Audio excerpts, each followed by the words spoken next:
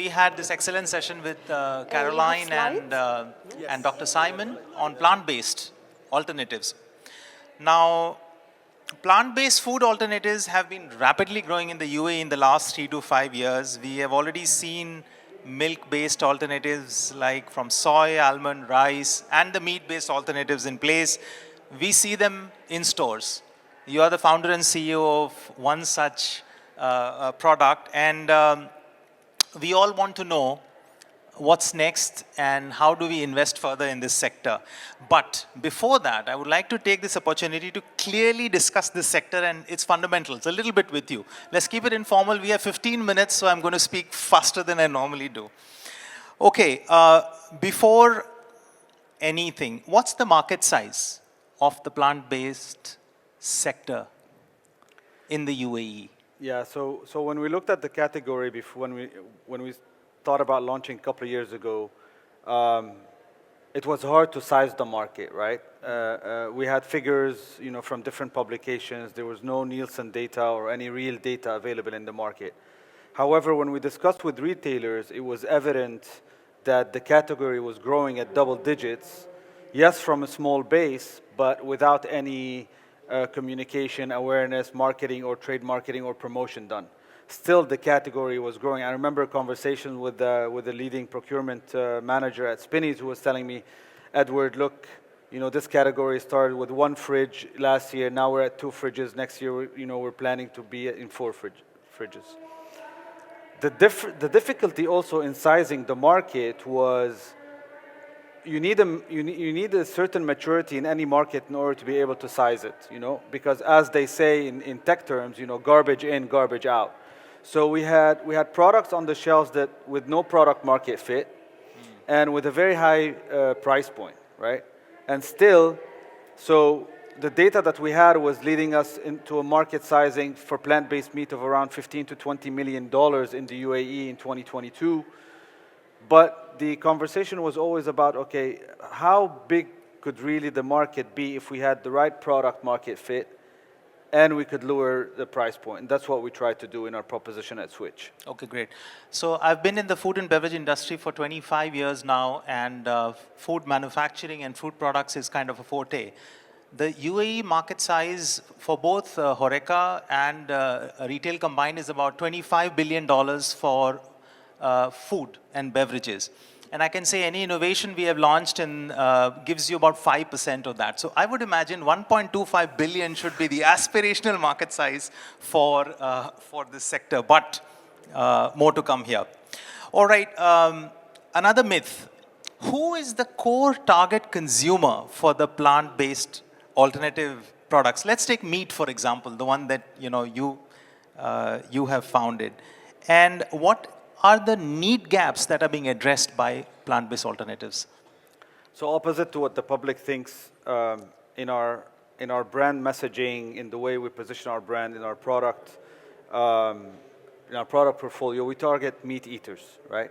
Interesting. This region is one of the highest meat-consuming regions globally, with about 3 times the FAO recommended average.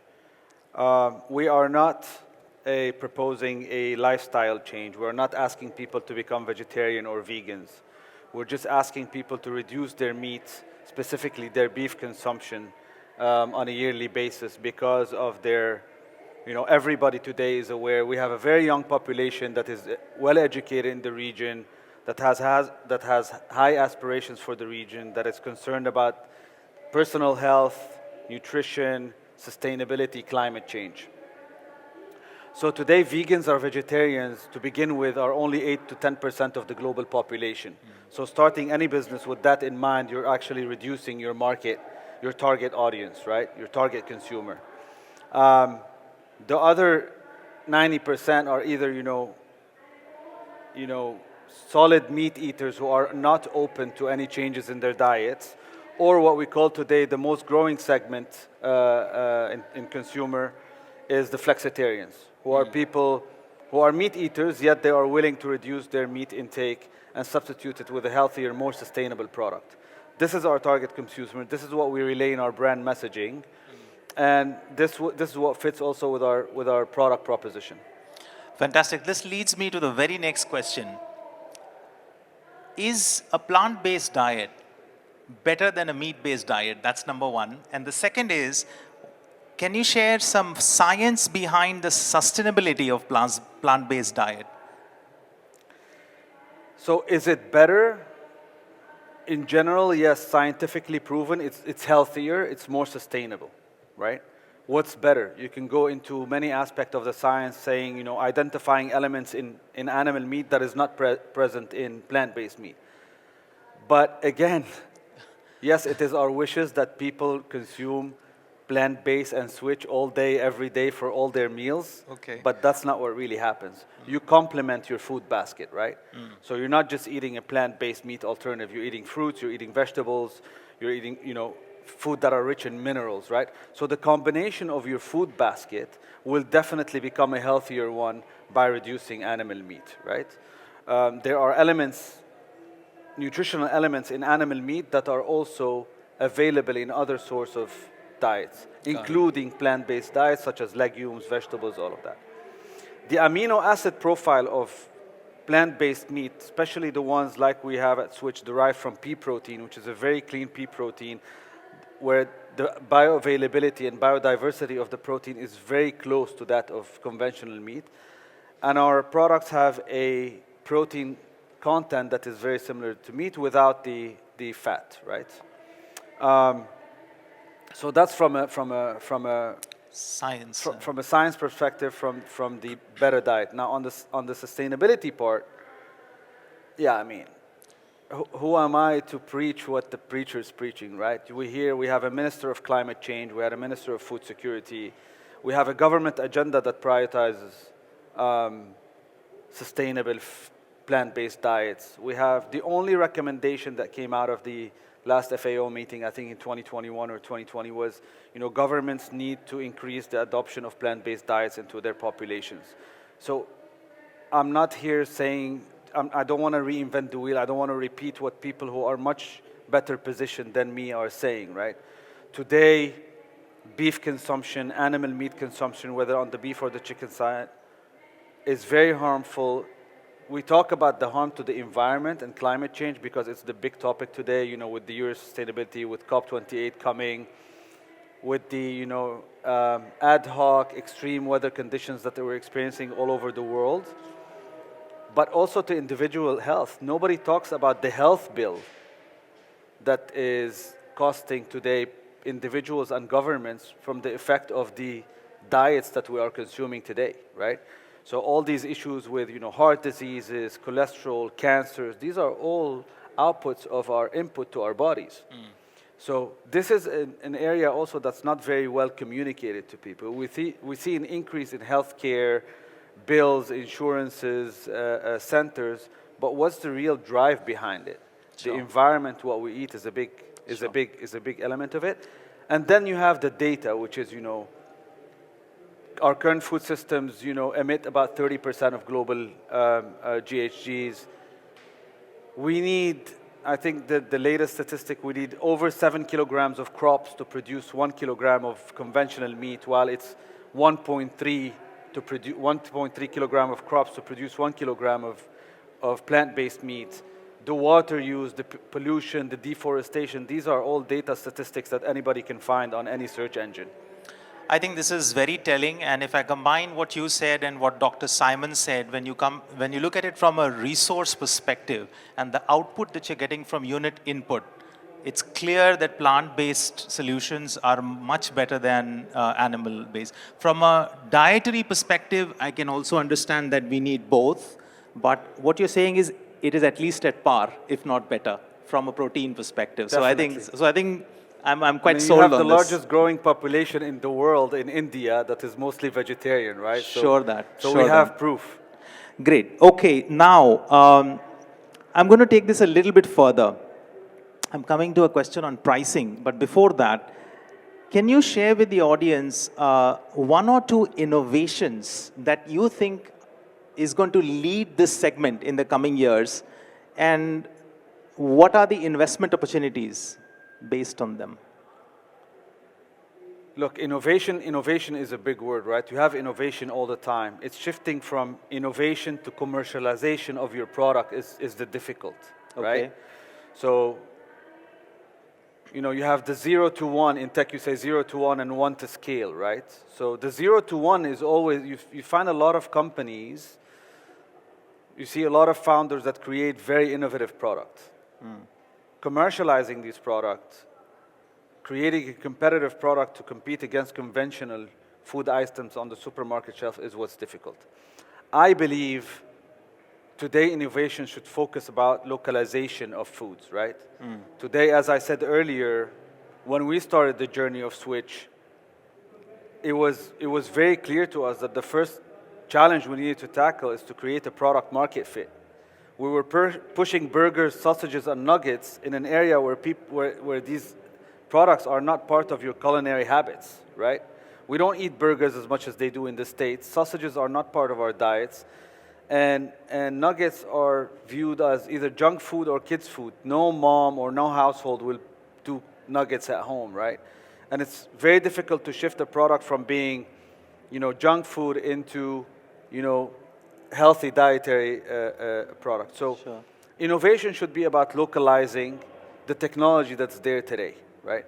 So the technology has evolved. It's no longer the black box that it was 10 or 15 years ago. We continue to develop it. We continue to improve it. We continue to create the processes that will lead us to the texture, the taste, the color, the experience of our product. But I think the innovation will lie in the, as I said, in the localization of the product, because food is consumed differently in different areas of not only region, not countries, but also states, right? So when you localize, when you produce products that are adaptable to consumer taste palettes and culinary habits, that's where innovation will play a big role.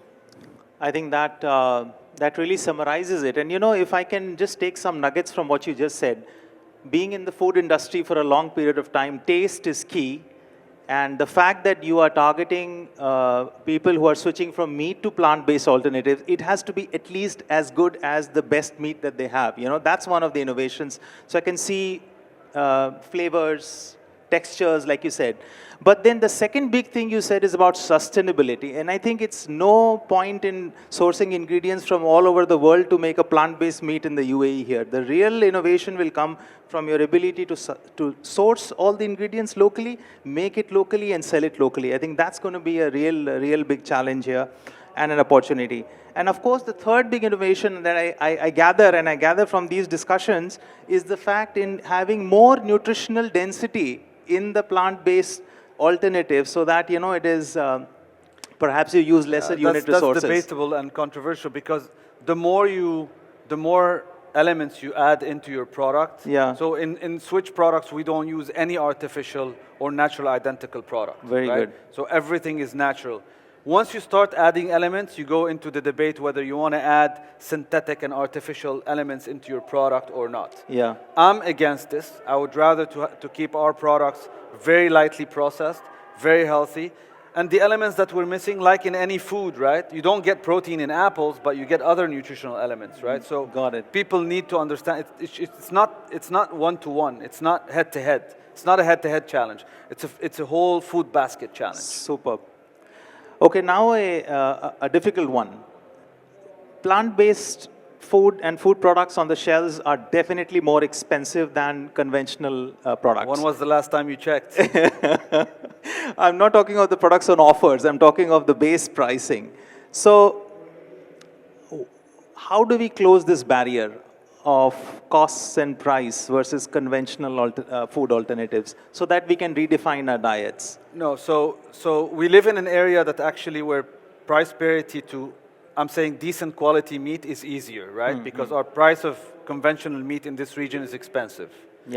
But the unit economics of plant-based products will only work when you produce locally, right? Because these are high conversion products with that are also highly hydrated, just like meat.